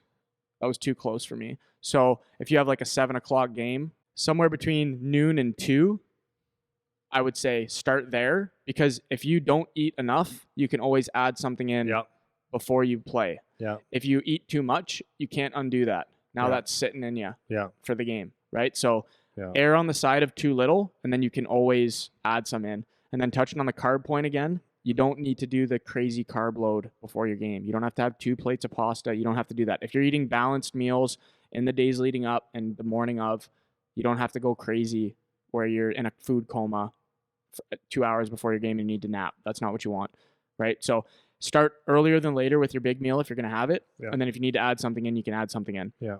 So that's all I got to say on that. If you want to know more, like specifically, we talked about it for that whole episode if you want to go back to that one. So the last thing that I wanted to touch on is supplements, because this is something that kids, especially around the 15, 16, 17-year-old age, start to talk about. They start to learn about steroids and stuff like steroids, or not learn about it, hear about it, and kids using it. And then they start to ask about supplements. I think the mindset is, I'm going to get results quicker if I take stuff. Creatine, pre-workouts, protein. What do you take it? What do you drink it, Andy or Eric?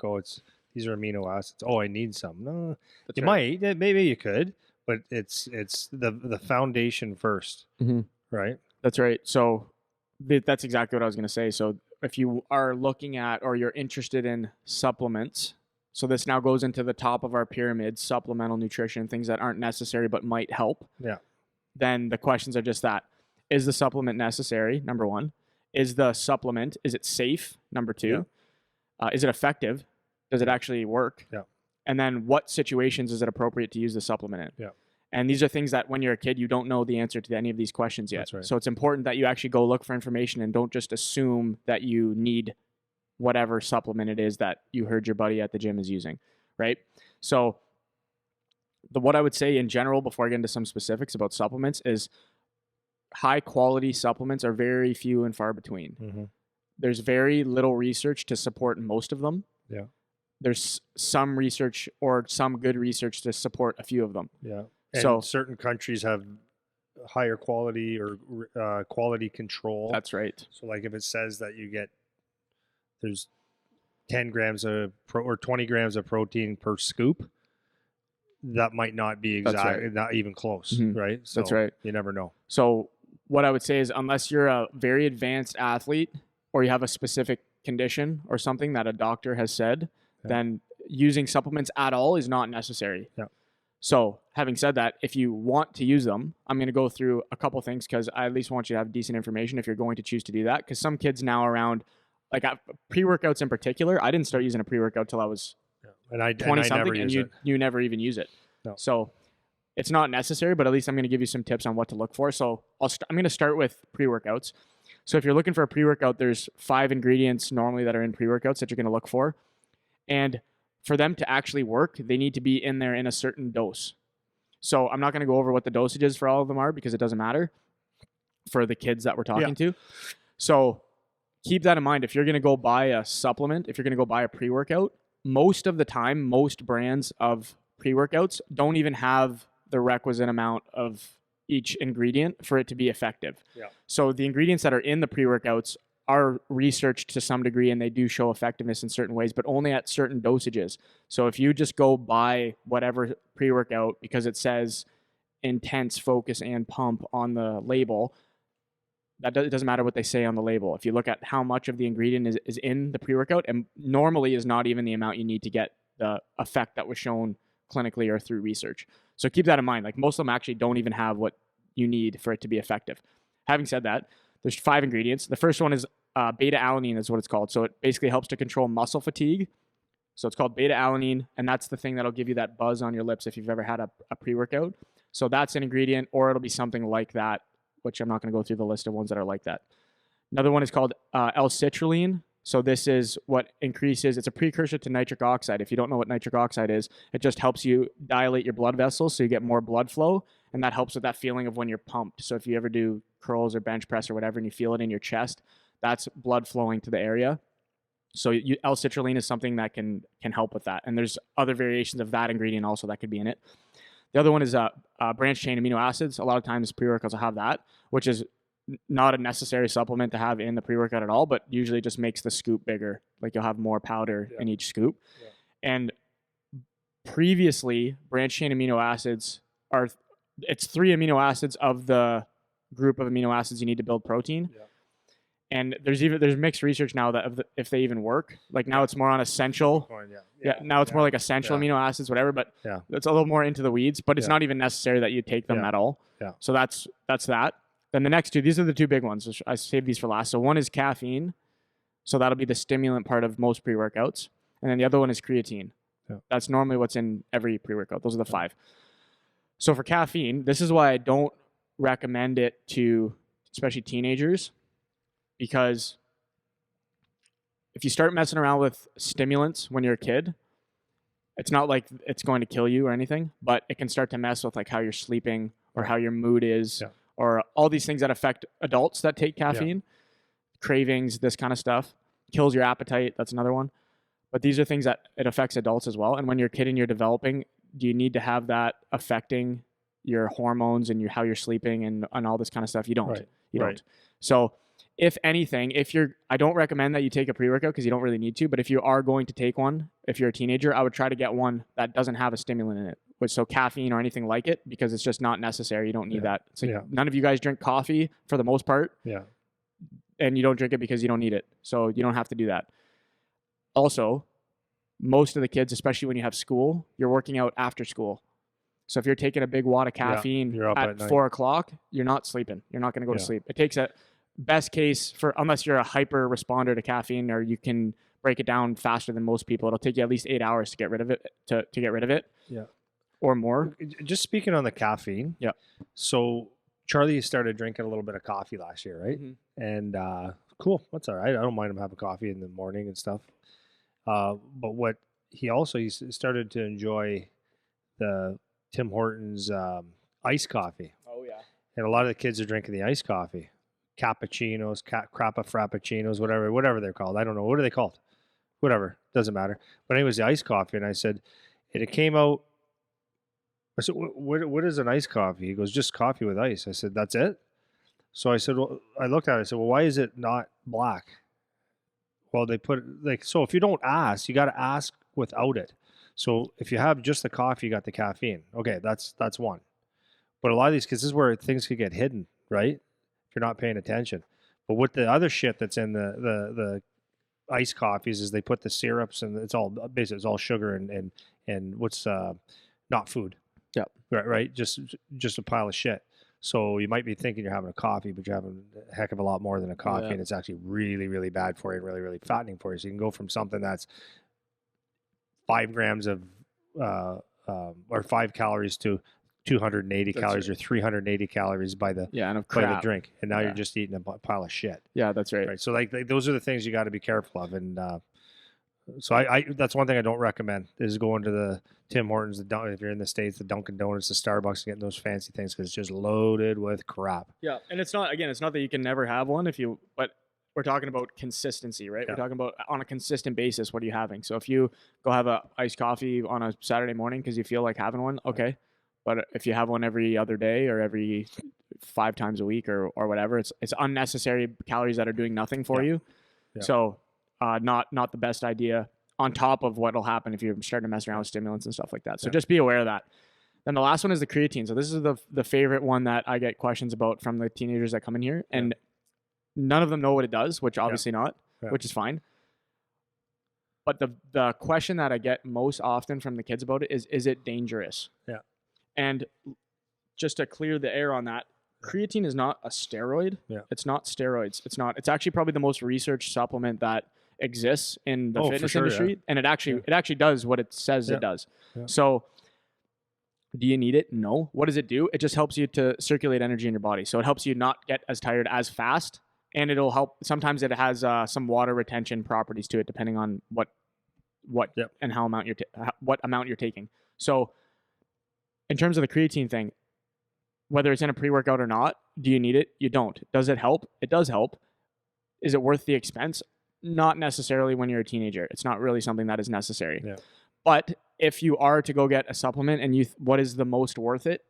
I would say creatine is probably it. Yeah. That's probably the most worth it one. If you're going to take one, that would probably be the one over all the others that would be worth it. And you can just buy just pure creatine, and that would be the most worth it for your money. Again, it's not necessary, but that's something that you can look at if you are really set on using supplements. So that's all I'll say on that.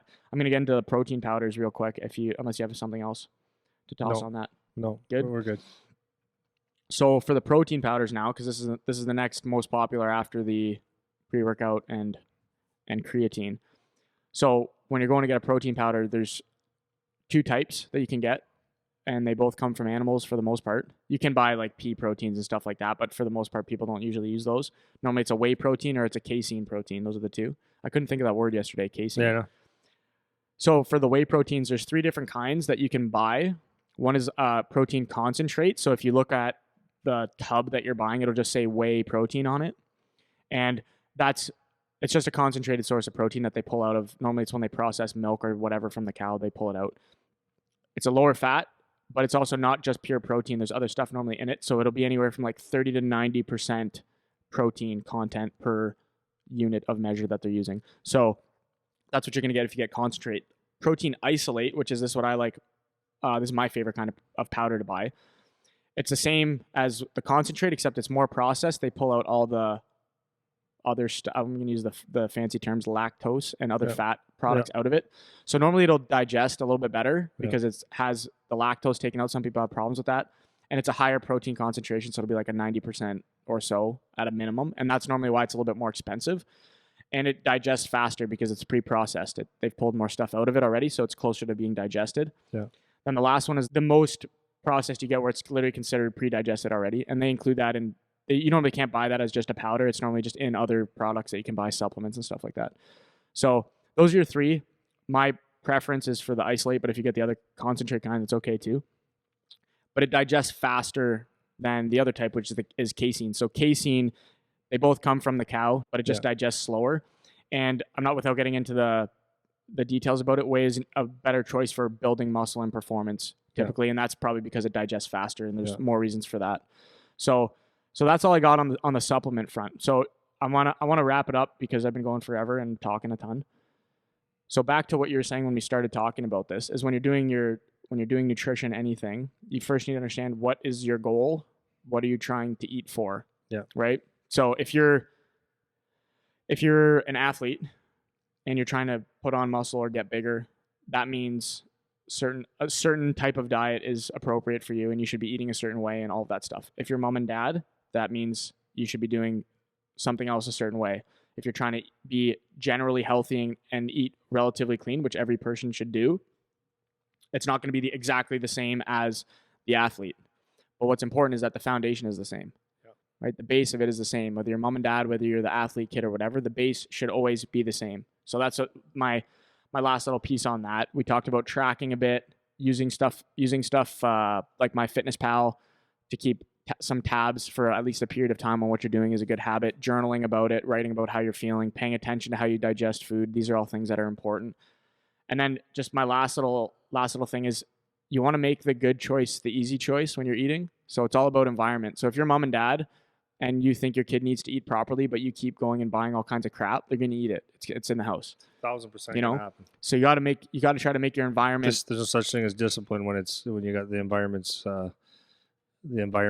bad. Yeah, that's right. You don't have to have discipline. Instead of trying to force yourself to have willpower, just don't have it in the house, and then there's no choice, right? Listening to your body, talked about that. And then work on like incremental improvements. You don't have to do everything at once. So if listening to this podcast is the first time you've ever heard anything about nutrition information, you don't have to go jump and do everything all at once. Yeah. Pick something that you can start doing that you haven't been doing. The protein is a good example because most people don't eat enough protein. Yeah. Start to have protein at every meal. Use our little measurement tip of your hand to make sure that you're getting enough protein. There's a good first step. And then you can make the next step later, right? So you don't have to do everything at once. But just make sure that you take this information, listen to it, especially if you're an athlete that's trying to perform, and that's going to be your best bet as you get older and you start to get it to higher levels where it gets super, super competitive, right? Yeah. So I think when people, as far as the kids, when you work out, you want to see results. Yeah. That's the thing when it comes to nutrition is you want to see results, right? So the thing is your body's going to kind of be what it's going to be. Unless you like really, really, really dial in on eating too much or eating a lot of food to get bigger. But your goal, especially as a hockey player, your goal is not necessarily to get bigger. Right. Your goal is to be efficient, and your body type will dictate a lot of it. And then the other thing is that if you take the summertime and you just bulk up, like you try to eat as much as you can to get as thick as you can, well, can you maintain that in the wintertime? Probably not. Yep. So that you want to create habits, and that's what Eric said about taking your foundation and your basics and setting a habit of, okay, for 2-3 weeks, I want to eat, start building the blocks to have a foundational base of eating and then get used to that. And then it basically can just tweak that a little bit. And the supplements, it's sometimes a cool thing to do, cool thing to talk about. Going to a gym and you see someone take a scoop. You see other kids go, "Wow, what's he like?" That's pretty cool. I want to take that. Mm-hmm. He's got a blue drink. That guy's got an orange drink. Wow, that's pretty cool. Yeah. It's just like the supplements are like, honestly, the more experience I have in this, it's like the less I care about them. Mm-hmm.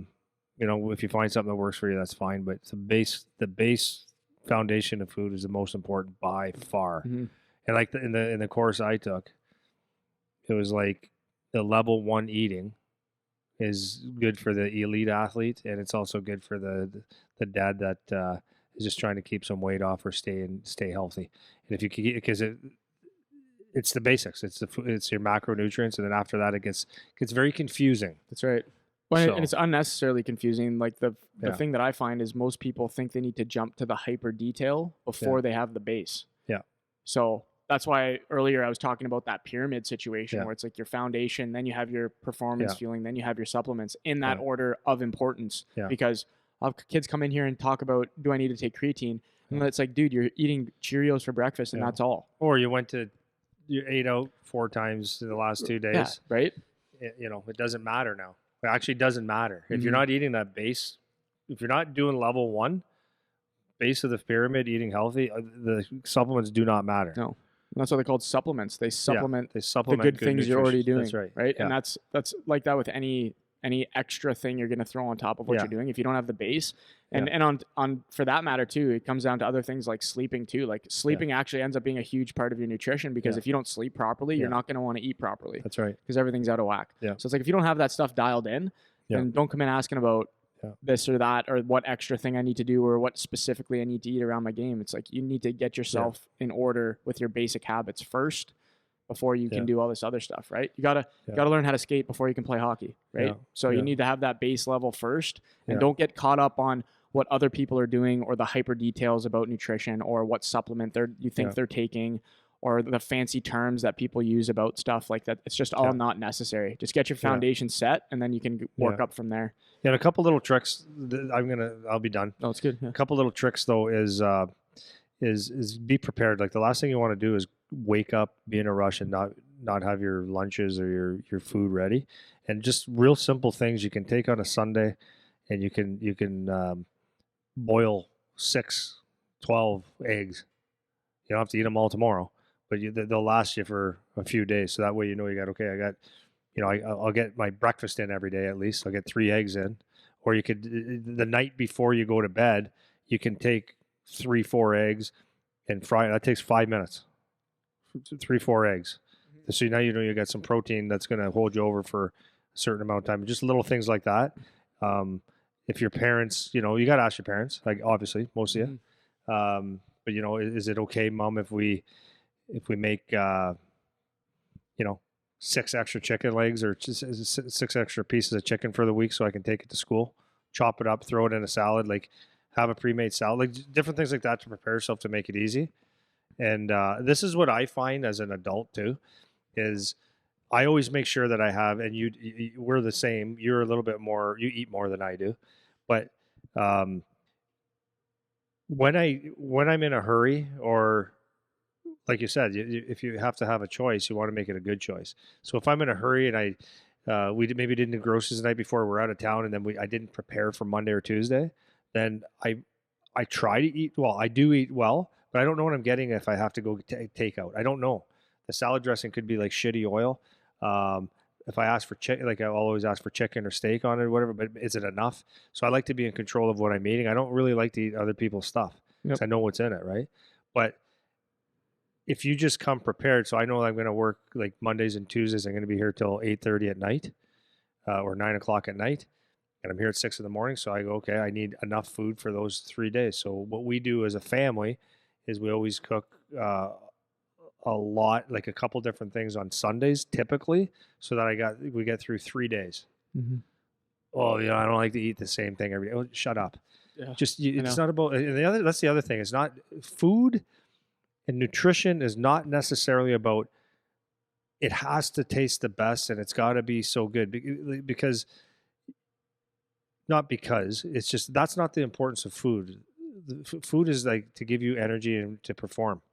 Having said that, eating nutritionally, actually, I can't go any other way. Eating junk tastes like shit to me, right? Yeah. So you build the tolerance up for it, but when you're eating, just you can't look at it like it's the end all, the be all to life as far as enjoyment. Yeah, you just need to eat. Yeah, and then the other thing is that I found is, for me now, even though I'm very active, I don't eat as much as I used to because I feel like I pay attention to the fullness signs and all that kind of stuff.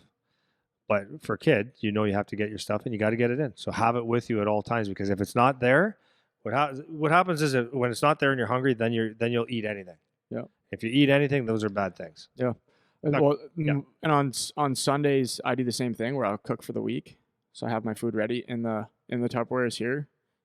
And so every time I'm hungry, I have a good choice that's easy. It's easy for me because it's already there. I can just get it, heat it up. It's ready to go. I don't have to make anything. I don't have to go. It's easier than going to buy something. Yeah. It's easier than that. Yeah. So that's huge. Then just the other things that you were saying about, I use this as like a way to try to change the framing people have about food, because it bugs me that, not like I'm so mad about it, but people eat for maximum mouth pleasure. Yeah. That is what people feel like without ever having said that to yourself. It's like you think you need to eat for maximum mouth pleasure. That's the reason why you think you eat. And that's not why you eat. You eat so that you can perform, and perform doesn't mean being a hockey player necessarily. It could be at your job, with your kids, whatever. You want to feel good so that you can do your life tasks feeling good. That's the point of eating. And if you realize that, and that's a value that you have, then clean food, which doesn't mean bland, plain chicken and broccoli. That's not what that means. It actually tastes good because you also feel good. Yeah. So try to change that framing. Like, does this taste optimal in my mouth? Is it as good in my mouth as a brownie? No, it's not. But is it still good? Does it still pass the threshold of good? Yes, it does. Yeah. So that's fine. Well, for example, so today I was going to bring extra food, but I knew I was going to be done early. So after this podcast, I'm going to eat before I go home, because if I wait to go home, that's going to be another hour and a half, 2 hours, and then I'm going to be hungry. And then when I get home, the first thing I'm doing, I'm going to go in the jar of nuts, and I'm going to eat a handful of nuts, and then I'm going to heat up my food and stuff while I'm waiting. So I'm going to put in whatever extra calories. So what I could have brought extra food today, but I said, no, I got enough here to get by. I don't even like this shit. No, not this shit. So when I was coming yesterday, I said, just in case I'm hungry at the end of the day, I think I have enough food. I didn't really have enough time to get eggs or anything done. So I said, I'm just going to grab a can of tuna. I don't like a can of tuna. If you eat a can of tuna, it's not, I don't want to say it's gross, but it's dry and there's no pleasure. Yeah. Right. But I looked at it as it's lean protein. Okay. And I knew I was going to have leftover. I've got a little bit of rice left mixed with tons of vegetables. Yeah. So I'll take that in about 15 minutes. I'm going to take that tuna, throw it in the rice, heat it up, and it's going to be real good. Yeah. The good tasting rice with vegetables is going to eliminate the average to shit taste of plain tuna. Right. And it'll be a really good meal. Yeah. Now, and it's not a ton of it, but it's going to sustain me till I go to Guelph tonight. Yeah, that's right. Good. Yeah, but it's there. It's here, and it's good, and it's good food. And then the last thing I want to say, and then I'll stop now because holy hell. Yeah. 4 o'clock. Honestly, when you're eating your meals, try to include all 3 of the macros at each. So have protein, have fat, have carbs at every meal. And that's a really good, on top of like, if you're going to do your first step is make sure you have protein at every meal. Step 2 is make sure you always have all 3 at every meal. Yeah. That's a good thing to do because you're just going to feel better. Your body's going to function better if you do that. And I think that's a good rule of thumb to finish on. Make sure you got all 3. Really make sure you got your protein, but then make sure you're hitting all 3. You don't have to cut things. You don't have to eliminate things. We're not doing keto. We're not doing the low carb. We're not doing vegan. We're not doing any of this shit, right? Just eat like a normal person, eat balanced. And as an athlete, you have to do that anyways. So just get into the habit of doing that, Yeah, and don't smack and don't bang the utensils off your teeth and don't keep your mouth closed and don't have shrapnel all over the place. Like eat like a human. That's it, man. That's it. Okay, I'm going to shut it off now. Okay, bye, guys.